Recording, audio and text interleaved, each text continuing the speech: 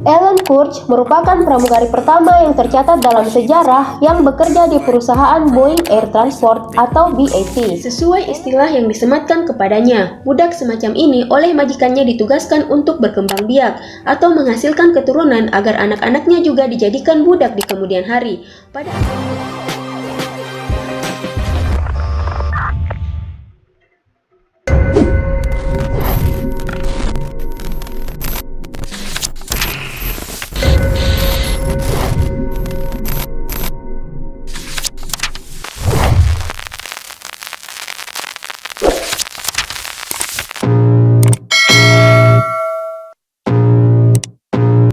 Kurtz merupakan pramugari pertama yang tercatat dalam sejarah yang bekerja di perusahaan Boeing Air Transport atau BAT. Ellen lahir pada tanggal 22 September 1904 di Cresco, Iowa, Amerika Serikat. Ia mengenyam pendidikan di Cresco High School. Setelah itu, ia belajar keperawatan dan bekerja di Rumah Sakit San Francisco. Ellen Kurtz adalah seorang perawat yang punya ketertarikan tinggi terhadap dunia penerbangan. Kemudian, Ellen mengambil pelajaran terbang hingga menjadi seorang pilot yang memiliki lisensi terbang. Namun sayangnya, dia tahu bahwa sebagai seorang perempuan akan sulit mendapat pekerjaan sebagai pilot. Selain dari eksploitasi perempuan, penerbangan komersial di masa itu masih didominasi oleh laki-laki. Lanjut part 2.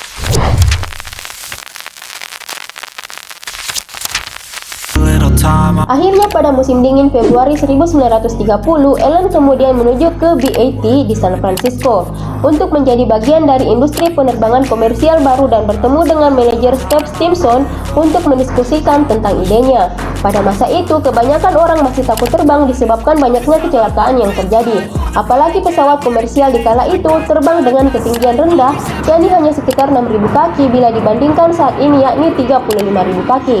Hal ini berarti pesawat mengudara melalui cuaca buruk dan banyak penumpang yang mabuk udara. Ellen pun akhirnya mengemukakan gagasan kemungkinan perawat wanita yang bisa merawat penumpang lebih baik, apalagi bagi mereka yang sering sakit dan takut dengan perjalanan pesawat. Steve Stimson kemudian mengajukan ide Ellen kepada atasannya tapi ditolak. Namun kemudian pihak BAT berubah pikiran dan setuju untuk masa percobaan 3 bulan. Lanjut part 3.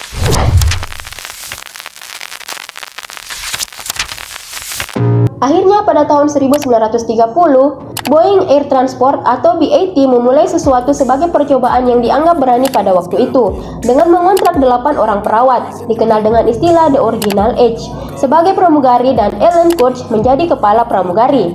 Pada tanggal 15 Mei 1930, Ellen Kurtz menjadi pramugari pertama di dunia yang menerbangi rute dari Oakland ke Chicago.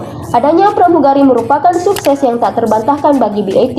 Dalam kurun waktu 3 tahun, berbagai maskapai penerbangan mengikuti jejak BAT dengan menempatkan pramugari pada pesawat terbangnya. Persyaratan menjadi pramugari pada tahun 1930-an sangat ketat. Selain harus seorang perawat, pramugari juga haruslah wanita yang masih lajang. Usia lebih muda dari 25 tahun, berat sekitar 52 kg, dan tinggi sekitar 162,56 cm. Lanjut part 4.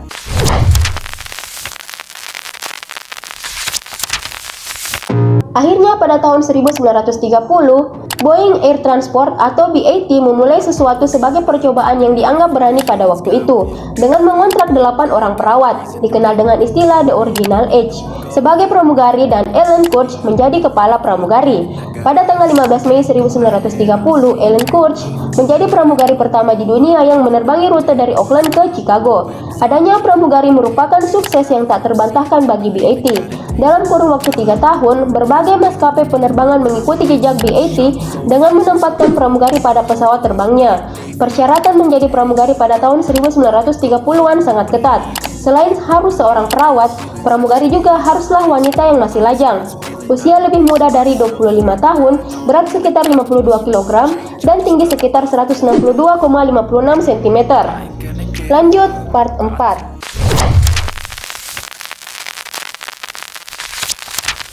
I can feel the blood creeping up from the heathens. God will. Pada tahun 1942, selama Perang Dunia Kedua, Ellen Kurtz kembali ke angkasa sebagai flight nurse pada Army Nurse Corps dan dianugerahi Air Medal atas kepatriotannya selama perang.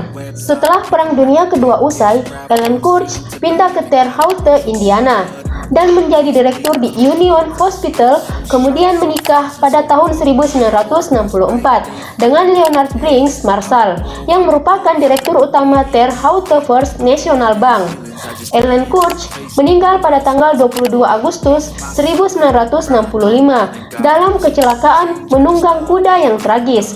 Sebagai penghormatan atas jasa-jasanya, bandar udara di kota kelahirannya, Cresco Iowa, diberi nama Ellen Kurtz Field. Thing worth doing is a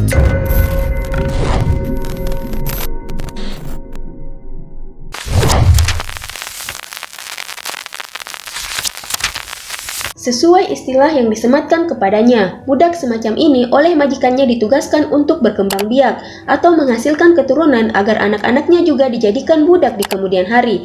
Pada abad ke-19 di Brasil, orang kulit hitam secara harfiah tidak dianggap manusia. Salah satu sosok legendaris dalam sejarah Brasil yang lahir di Sorocaba, Sao Paulo, Brasil pada tahun 1828, yaitu Roque José Florencio atau juga dikenal sebagai Pata Seca. Panggilan Pata Seca yang disematkan orang-orang kepadanya memiliki arti kaki kering dalam bahasa Portugis. Ia dipilih oleh majikannya Joaquim José de Oliveira sebagai budak pembibitan. Karena secara fisik Pata Seca sangat kuat, tinggi badannya pun lebih dari 2,1 meter. Memiliki berat badan 150 kg, dia juga sangat karismatik, cerdas, berani, dan memiliki sifat genetik yang sangat baik. Lanjut part 2. Agar dapat melakukan tugasnya sebagai mesin pabrik budak yang sempurna, Pata Seca diberi makan dengan baik dan mendapat pemeriksaan kesehatan yang cermat. Saat dia diperbudak, Pata Seca tidak punya pilihan selain melakukan hubungan seks tanpa kondom dengan 5-10 wanita budak dalam sehari. Dia dipaksa untuk menghasilkan lebih banyak anak yang nantinya akan diperbudak oleh bangsa kulit putih. Anak-anak budak yang lahir dalam hubungan semacam ini seringkali berada di bawah pengawasan tuan mereka. Anak-anak ini juga dapat diperjualbelikan sebagai komoditas di pasar budak. Kemudian anak-anak budak ini dijadikan pelayan yang melakukan pekerjaan rumah tangga dan bekerja selama berjam-jam. Dengan cara ini majikan dapat mengendalikan apa yang dimakan oleh anak-anak budak ini. Mereka ingin memastikan anak-anak tetap bugar untuk melaksanakan tugas yang berbeda. Ketika mereka dewasa, banyak dari anak-anak ini kelak digunakan sebagai budak pembibitan seperti Pata Seca, terutama anak laki-laki. Lanjut part 3.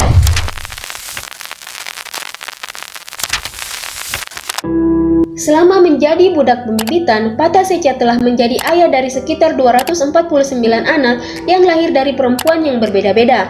Fakta tersebut membuatnya menjadi nenek moyang langsung dari sekitar 30% populasi Santa Eudoxia, São Carlos, Brasil.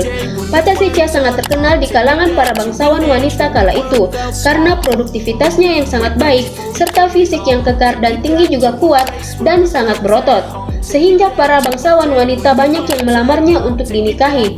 Bahkan tidak jarang para bangsawan wanita tersebut rela membayar Pata Seca untuk berhubungan seks. Namun anak-anak yang lahir dari campuran budak dan bangsawan dianggap tabu bagi kaum bangsawan. Karena hal itu, Pata Seca menolak berhubungan seks dengan keluarga bangsawan. Tapi itu tidak menghentikan para wanita bangsawan agar dapat menerima benih dari Pata Seca. Lanjut part 4.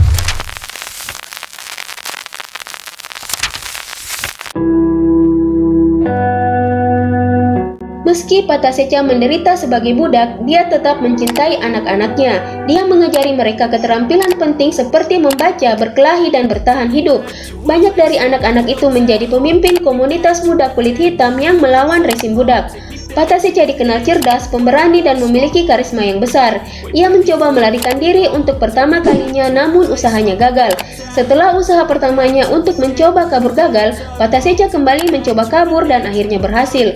Ia kemudian bergabung dengan komunitas Quilombo di wilayah Pernambuco. Pata Seca dikenal sebagai orang yang bermartabat dan memiliki rasa keadilan yang kuat. Pata Seca memainkan peran penting dalam perang melawan perbudakan, sehingga ia merasa cocok untuk menjadi pemimpin di komunitas Quilombo. Lanjut part 5.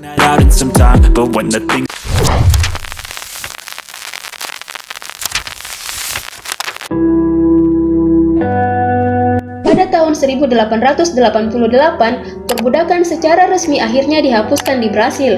Setelah perbudakan dihapuskan, Pataseca bertemu kembali dengan mantan majikannya yaitu Joaquim José de Oliveira, di mana para bangsawan negara berterima kasih dan meminta maaf atas perbudakan yang pernah terjadi. Mantan majikan Pataseca tidak menuntut Pataseca untuk kembali bersamanya. Sejak saat itu, Pataseca orang pertama yang hidup sebagai budak, menjadi orang yang bebas dari perbudakan dan hidup bahagia. Pataseca memiliki 9 orang anak dari seorang istri yang dinikahinya secara resmi. Mereka juga membuka perkebunan di atas tanah pemberian dari mantan majikannya. Pataseca meninggal di usia 130 tahun pada tanggal 13 Juni 1958 karena penyakit tetanus setelah ia menginjak paku berkarat. It's a lie, you'll find that out in some time. But when the thing